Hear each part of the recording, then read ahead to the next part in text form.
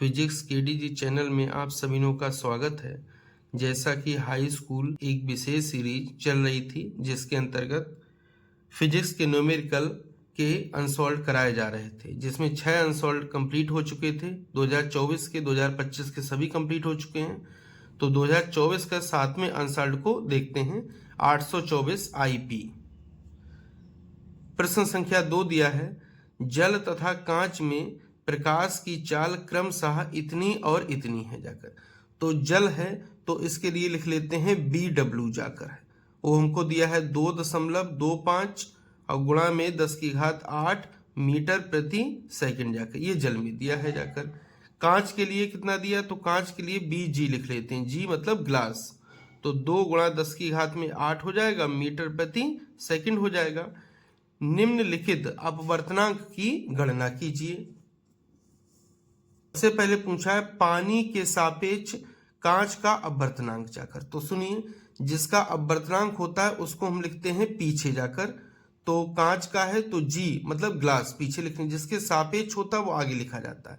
पानी यानी वाटर, तो W से इसको लिख लेते हैं। तो WNG बराबर है, ये क्वेश्चन मार्क है जाकर। अगला क्या है, वायु के सापेक्ष कांच का है। तो कांच है तो इसको क्या लिखते हैं, पीछे लिखते हैं, और जिसके सापेक्ष होता है वो आगे लिखा जाता है। वायु है यानी एयर है तो एयर को A से लिख लेते हैं। ये है हमारा क्वेश्चन मार्क जाकर। तो देखें, सबसे पहले शुरुआत करते हैं WNG से जाकर बराबर, यहां भी N लिख लीजिए आप और यहां भी N लिख लीजिए। जो पीछे आएगा उसको लिखते हैं ऊपर, जो आगे आता है उसको लिखते हैं नीचे जाकर। फिर ध्यान सुन लें, जो पीछे आता है उसको कहाँ लिखते हैं, ऊपर। जो आगे आता है उसको कहाँ लिखते हैं, यहां पर जाकर। अब तीसरा माध्यम देखते हैं कौन सा बचा हुआ है। तो तीसरा देखिए, ग्लास भी हो गया, वाटर भी हो गया। तीसरा जो माध्यम बचा हुआ है जाकर, वो बचा हुआ है एयर का जाकर। तो यहां भी A लगा दीजिए, यहां भी A लगा दीजिए। क्यों, क्योंकि ये दोनों जो चाल दी गई हैं ये वायु के सापेक्ष हैं, यानी एयर के सापेक्ष है जाकर। तो इसलिए अगला माध्यम हम A लगा लिए हैं जाकर। अब देखिए, N बराबर होता है C/B। N बराबर क्या होता है, C/B। तो देखिए, तो इसके लिए लगाएंगे तो ऊपर हो जाएगा C, और यहाँ क्या है ANG, तो इसको लिए हम BG लिख लेते हैं। BG का मतलब क्या होता है कि ग्लास में प्रकाश की चाल जाकर, क्योंकि N बराबर क्या है C/B, तो ये ऊपर वाले के लिए लिख लिए। अब लिखते हैं ANW के लिए, तो यहाँ भी C हो जाएगा और नीचे हो जाएगा BW जाकर। BW का मतलब क्या है जाकर कि जल में प्रकाश की चाल, C से C कट जाएगा और BW कहाँ पहुंच जाएगा, ऊपर। तो ये हो जाएगा BW और डिवाइड में हो जाएगा BG जाकर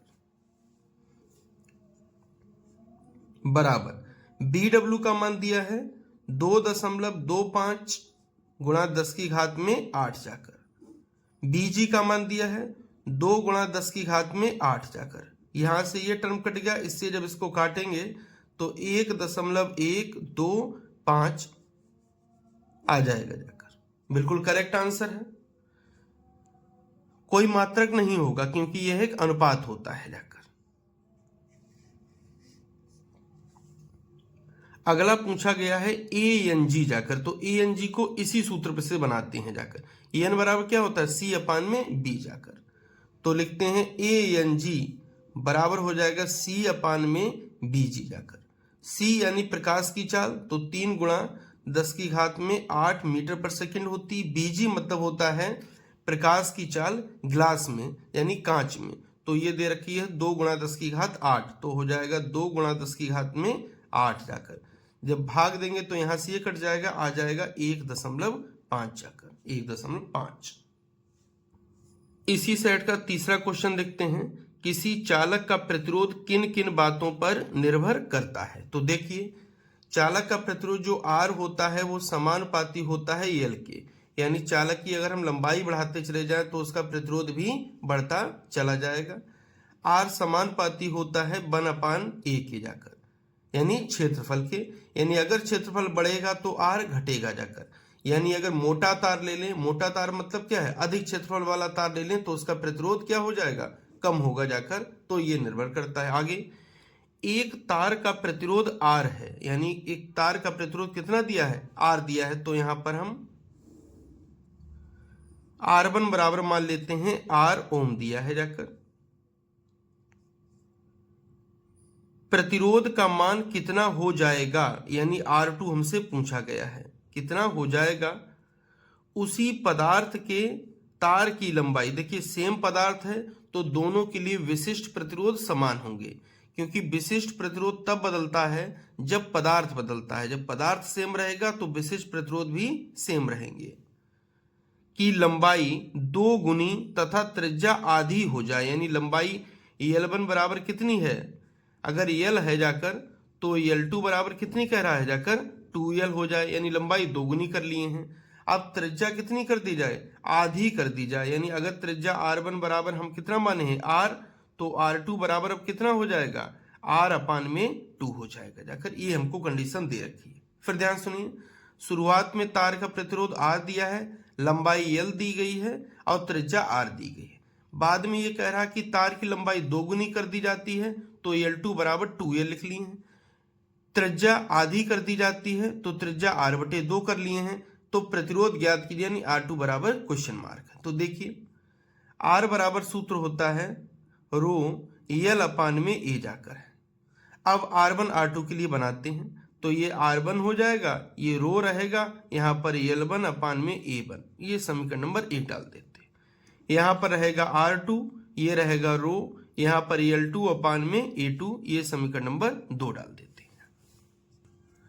अब समीकरण 2/1 कर देते हैं तो यहां पर LHS को LHS से भाग दे देते हैं, RHS को RHS से भाग दे देते हैं, तो R2 अपान क्या हो जाएगा R1, तो ये R2 अपान में R1 हो गया बराबर, रो से रो कट जाएगा और ये कहाँ जाएगा सब ऊपर, तो लिखा जाएगा L2 अपान में A2 डिवाइड में L1 अपान में A1 बराबर, ये A1 कहाँ जाएगा ऊपर, तो हो जाएगा L2 A1 और ये हो जाएगा A2 और ये हो जाएगा L1 जाकर। अब सबके मान रख देते हैं तो R2 हमको ज्ञात करना, ऐसे रहने दीजिए। R का मान हमको दिया है, R1 का मान हमको दिया है, वो क्या है R, तो R लगा दिए हैं। L2 का मान कितना है 2L, तो ये 2L लगा दिए। क्षेत्रफल क्या होता है, देखिए तार का जो आपका सिरों वाले क्षेत्रफल लिए जाते हैं, सिरे होते हैं वृत्ताकार जाके, वृत्त का क्षेत्रफल होता है पाई R², तो ये पाई रहेगा, यहाँ पर हो जाएगा R1²। R1 का मान कितना R, यानी R² हो जाएगा डिवाइड में A2 है तो ये पाई रहेगा, यहाँ क्या हो जाएगा R2²। R2 बराबर क्या है R/2, तो यहाँ हो जाएगा R/2 का स्क्वायर जाकर। L1 कितना है L दिया है, L रहेगा। देखिए पाई से पाई कट गया है जाकर और L से L कट गया है, तो R2 अपान में R बराबर ये 2 रहेगा और ऊपर R², इतना ये ऊपर रह रहा है जाकर। यहाँ देखते हैं वर्ग करेंगे तो यहाँ भी R², नीचे 2 दूनी 4 आ जाएगा, तो R² से R² कट जाएगा, ये 4 कहाँ चला जाएगा ऊपर, तो हो जाएगा R2 अपान में R बराबर में हो जाएगा 8, तो R2 बराबर आ जाएगा 8 R हो जाएगा। यानी इतना सब करने के बाद में जो प्रतिरोध है कितना गुना हो जाएगा 8 गुना हो जाएगा। इसी के साथ यह सेट कंप्लीट होता है।